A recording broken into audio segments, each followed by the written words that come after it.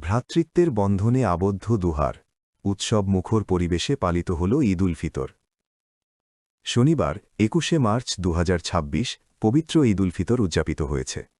দীর্ঘ এক মাস সিয়াম সাধনার পর আজ সকাল থেকেই উপজেলার প্রতিটি জনপদে বইছে আনন্দের জোয়ার। রঙিন পোশাক পরে ছোট বড় সব বয়সী মানুষ সকালের গুড়িগুড়ি বৃষ্টির মধ্যে ঈদের নামাজ আদায় করতে ভিড় জমান স্থানীয়রা। দোহারের প্রধান ঈদের জামাত অনুষ্ঠিত হয় জয়পাড়া সরকারি পাইলট উচ্চ বিদ্যালয় মাঠ, পদ্মা সরকারি কলেজ মাঠ এবং নারিশা বাজার ঈদগাহ ময়দানে। সকাল ৮টা থেকে ৮:৩০টার মধ্যে অধিকাংশ জামাত সম্পন্ন হয়।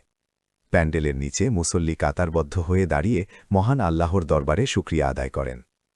নামাজ শেষে খতিব সাহেবরা দেশ, জাতি ও মুসলিম উম্মাহর শান্তি, সমৃদ্ধি ও ঐক্য কামনায় বিশেষ মোনাজাত করেন। মোনাজাত শেষে মুসল্লিরা একে অপরের সঙ্গে কোলাকুলি ও ঈদের শুভেচ্ছা বিনিময় করেন, যা একপাক্ষিক ভ্রাতৃত্বের মিলন মেলায় পরিণত হয়। ঈদ উল ফিতর উপলক্ষে দোহারের মোড়ে মোড়ে নির্মিত তোরণ এবং ঈদগাহের আলোকসজ্জা উৎসবের রং বাড়িয়ে দিয়েছে। নামাজের পর শিশুদের পদচারণায় মুখর হয়ে ওঠে মেলা ও বিনোদন কেন্দ্রগুলো। বিভিন্ন পাড়া মহল্লায় ঘরে ঘরে সেমাই ও পোলাওয়ের সুগন্ধে এক উৎসব মুখর পরিবেশ তৈরি হয়েছে। আত্মীয় স্বজন ও বন্ধুবান্ধবদের আপ্যায়নে মেতে উঠেছেন দোহারবাসী। শান্তিপূর্ণভাবে ঈদ উদযাপনে উপজেলা প্রশাসন ও থানা পুলিশের পক্ষ থেকে নেওয়া হয়েছিল কঠোর নিরাপত্তা ব্যবস্থা। প্রতিটি বড় জামাতের আশেপাশে পুলিশি টহল জোরদার ছিল। কোনো ধরনের অপ্রীতিকর ঘটনা ছাড়াই অত্যন্ত সুশৃঙ্খলভাবে ঈদের নামাজ ও উদযাপন সম্পন্ন হয়েছে।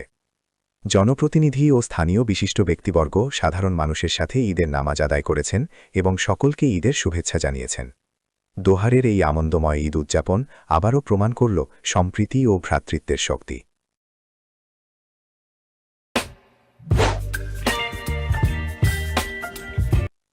ঢাকার দোহার থেকে শহীদুল ইসলাম শরীফ, সিনিয়র স্টাফ রিপোর্টার, দৈনিক নতুন দৃষ্টি।